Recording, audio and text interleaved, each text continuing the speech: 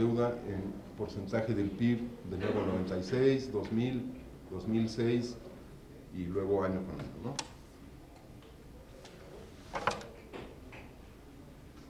El costo de la deuda en porcentaje del PIB bajó de 3,6 a 2,4 entre 96 y 2006. Esto básicamente porque se redujo el coeficiente de endeudamiento.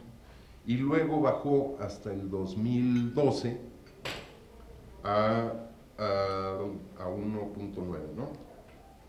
Sí, es 1,9. Eso debido a qué? Pues sobre todo, básicamente debido a la caída de las tasas de interés, digamos, a pesar del aumento de la deuda. Se queda más o menos ahí y del 2014 para acá ha subido medio punto porcentual como porcentaje, medio punto como porcentaje del PIB. Sin embargo, está al mismo nivel de 2006, 2,5 contra 2,4, el costo de la deuda el año pasado, y muy por debajo de 1996 cuando no había, insisto, este tema de la deuda. ¿Cómo interpretar esto? Pues una manera de verlo es decir que en los últimos 10 años el Estado ha dispuesto de casi 21 puntos del PIB. No estamos discutiendo en qué los usó ni la eficiencia de ese gasto. Estamos hablando de la política de endeudamiento, ¿sí? O sea, aprovechando las condiciones de los mercados financieros, etcétera, en los últimos 10 años el Estado ha dispuesto de casi 21 puntos del PIB como recursos frescos y a cambio de eso sigue pagando lo mismo como servicio de la deuda. Una interpretación posible es que se aprovecharon las condiciones favorables de los mercados financieros. Insisto, otra cosa es en qué se usaron los recursos, ¿no?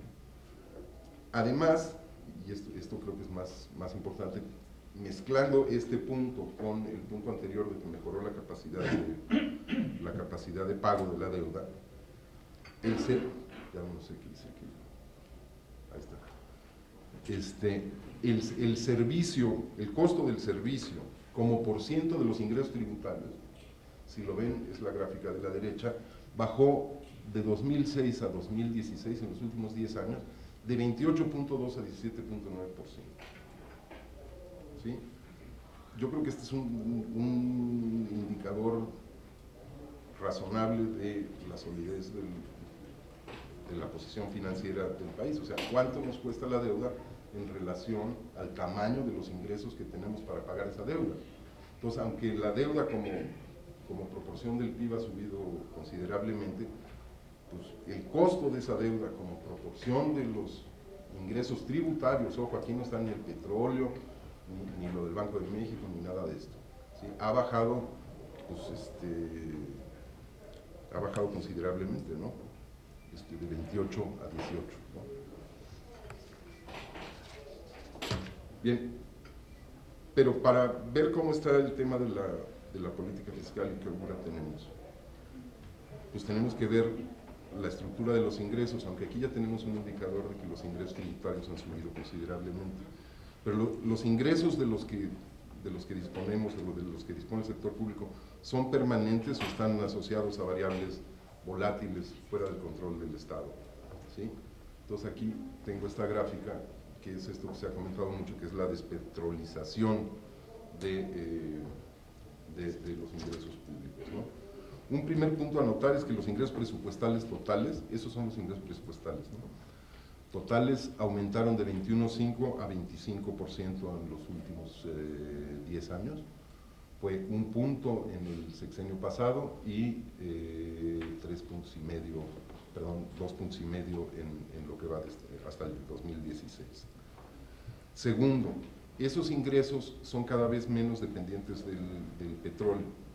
Entre 2006 y 2012, los ingresos petroleros, que ahí están puestos, son 8,6% del PIB, variaron entre 31 y 44% de los ingresos presupuestarios totales. O sea, llegó un momento en que casi la mitad de los ingresos públicos 44% eran ingresos petroleros.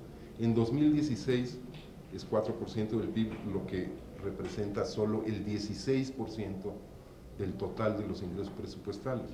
Pues, no importa la interpretación que le demos, es claramente una estructura de ingresos más sólida que la que teníamos antes, ¿no? Me pueden decir, claro, lo que pasa es que cayeron mucho los ingresos petroleros, ¿no? Por eso se despetrolizaron las finanzas, pero es mucho más importante el aumento de los ingresos no petroleros. Por cada punto que bajaron los ingresos petroleros, aumentaron los ingresos no petroleros en 1.5 puntos. ¿Sí? Visto de otra manera, si los ingresos petroleros se hubieran mantenido en el promedio del sexenio anterior, los ingresos presupuestarios del 2016 hubieran sido 29% del PIB y no 25%, y con el gasto de 2016 hubiéramos tenido un superávit de 1,5%. De hecho, la diferencia fundamental está en los últimos 4 años, porque en los 6 anteriores los ingresos tributarios se mantuvieron estables en torno a 8.4% del PIB, y en lo que va de este sexenio han aumentado en 5.6 puntos, ¿no? Lo que permitió que los no petroleros en total pues, pasaran, como dice ahí, del 13 al 20.9, ¿no? Un aumento de 7.3 puntos. Entonces, digamos, es una estructura de ingresos, son mayores ingresos, y su estructura esa me parece a todas luces más sólidas, ¿no? Más sólida, ¿no? Otra manera de ver estos cambios estructurales estos cambios en la estructura del ingreso es la división entre ingresos tributarios, más bien sumé ahí ingresos tributarios y contribuciones a la seguridad social contra ingresos no tributarios, ¿no? Lo de abajo, los azules, son los tributarios más las contribuciones a la seguridad social, ¿no? La caída de los ingresos petroleros, que se vio más que compensada en los ingresos tributarios, insisto, ha dado también desde este punto de vista una estructura más sólida de los ingresos. Los ingresos menos estables, que son no solo el petróleo, sino también, y ahí están en la parte naranja, sino también los derechos y aprovechamientos más los de CFE, pierden peso en el total. Los tributarios pasan de 47%, menos de la mitad, a casi 2/3 de los ingresos totales en los últimos 4 años. Ahora, ¿cómo se distribuyó el aumento en la participación de los ingresos tributarios? Lo que tenemos ahí en esta gráfica es la contribución al aumento en los ingresos tributarios. El 90% viene de 2 fuentes fundamentales: el ISR, que aumentó 2.2% su participación en el PIB, de 5.1 a 7.3, lo cual implica un aumento nada despreciable de 42% en su participación, y el IEPS a combustibles, a gasolinas y diésel, que pasó de menos 1.3, o sea, que era un subsidio, a más 1.4% del PIB. El ISR, además, ¿de dónde vino?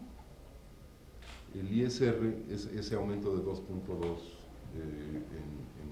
en el ISR. 80% del aumento en el ISR viene del ISR a las personas morales, a las empresas, que casi duplica su participación en el PIB, de una participación que en términos, no tengo aquí la comparación, pero en términos de comparación internacional ser extremadamente bajo, 1.85% del PIB, pasó a 3.61%. Visto de otra manera, por cada peso que aportaban los asalariados en 2012, se recaudaban 76 centavos de las empresas. Ahora, por cada peso que aumentan los asalariados, a pesar de que son muchos más asalariados, y que también su contribución a los ingresos tributarios aumentó, pasó de 2.42 a 3, aumentó casi 1% del PIB, ¿sí? Ahora, por cada peso que aportan los asalariados, las personas morales, las empresas básicamente, aportan 1 peso 10 centavos. Entonces ha habido un cambio, si lo quieren ver de esa manera, una redistribución del ingreso favorable a los salarios desde el punto de vista del impacto del ISR. Bien, pero digamos, Entonces, los ingresos presupuestarios han aumentado de 21 a 25% del PIB en 10 años, y como les he tratado de mostrar, pues su estructura luce bastante más sólida que en el pasado. Veamos ahora qué pasó con el gasto y, por tanto, juntando las dos cosas, qué pasó con el saldo de las finanzas públicas, para ver si podemos pensar en una política fiscal más activa o no. ¿Qué le pasó al gasto público? El gasto ha crecido parejito los últimos 10 años a un ritmo de 0.6 puntos porcentuales del PIB cada año. ¿Sí? Pasó de 21 a 27. En 2006-2012, en el sexenio anterior, el crecimiento del gasto se concentró en 2009 y 2010. En 2008, 2009 y 2010, como respuesta a la crisis y por la caída del PIB en 2006, ¿no? O sea, digamos, fue una respuesta, digamos, anticíclica, ¿no? Y luego bajó un poquito hasta 2012, ¿no? Del 2013 para acá hay de nuevo un crecimiento de 0.6 puntos anual, en promedio da 2.5 en los 4 años, que es un crecimiento similar al de los ingresos presupuestarios que vimos antes, ¿no? La diferencia entre los dos sexenios, diría yo, está en la composición del gasto, y eso explica un poco lo que pasó. Esta es la composición del gasto entre programable y no programable, ¿no? El no programable se reduce entre 2006 y 2012, ¿sí? Si lo ven, baja de 5.7 a 5.2, básicamente por la caída en las tasas de interés después de la crisis financiera, ¿sí? Con lo cual hay campo para que el gasto programable crezca mucho más que el gasto total. El gasto programable creció 4.2 y el otro creció 3.7. En este sexenio sucede exactamente lo contrario. El gasto programable aumenta menos que el gasto total. El programable aumenta 1.6 puntos, como pueden ver, y el no programable aumenta 2.5. En términos gruesos, lo que podemos decir es que la administración anterior aprovechó la reducción del gasto no programable por la baja de las tasas para apuntalar la expansión del gasto programable y hacer frente a la crisis de 2008-2009. Por el contrario, o digamos, respondiendo a condiciones distintas, la administración actual adecuó, mediante los recortes presupuestales que hemos estado viendo, el crecimiento del gasto programable, que prácticamente pasa de 20, sube medio punto a lo largo de 4 años, adecuó, decía, el crecimiento del gasto programable para acomodar el crecimiento del gasto que está fuera de su control y así mantener el gasto total en un ritmo de crecimiento similar al de los ingresos, 2.5 puntos en ambos casos, ¿no?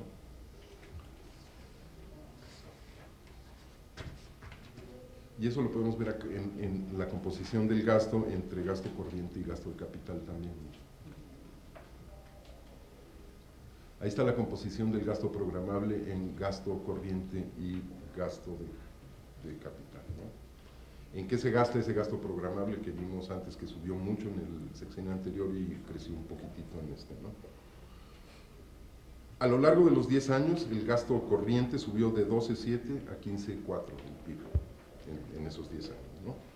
El aumento, como les decía, ocurrió básicamente en la administración pasada, que pasó de 12.7 a 15.1, y en los primeros 4 años de esta administración pasó de 15.1 a 15.4. Aquí una pequeña digresión, ya no lo puse ahí, pero el gasto en servicios, porque también ha sido un tema que se ha discutido mucho, ¿no? De que si el gasto ha ido a financiar servicios personales, etcétera, ¿no? El gasto en servicios personales se mantiene, incluidas, sin incluir pensiones, se mantiene estrictamente en torno al 5.8% del PIB a lo largo de todos esos 10 años. En fin, aún así, como porcentaje del gasto programable, el gasto corriente bajó de 80 a 72% en la década, ¿sí? Que no es menor, ¿sí? Lo que implica que el gasto de capital ha subido como por ciento del PIB, como pueden ver ahí, de 3 a 6.1. ¿Sí? Y aquí es donde entramos en problemas, ¿no? Porque si vemos estas cifras, pareciera que la inversión, oímos gasto de capital del sector público. O sea, la gente se queja, no, es que estamos gastando cada vez más en gasto corriente. Y sale la Secretaría de Hacienda y dice, no, pues estamos gastando cada vez más en gasto de capital, ¿no? Pues efectivamente el gasto corriente, como proporción del gasto programable, ha bajado considerablemente, pero lo que subió es el gasto de capital, no quiere decir que aumentó la inversión pública. Vean, esta es la composición del gasto de capital, ¿sí? Pues sí aumentó mucho el gasto de capital, pero en realidad lo que aumentó es un rubro que se conoce como otros gastos de capital y no la inversión pública, y que de ninguna manera corresponde a la formación bruta de capital fijo del sistema de cuentas nacionales. O sea, son cosas distintas, pero aún así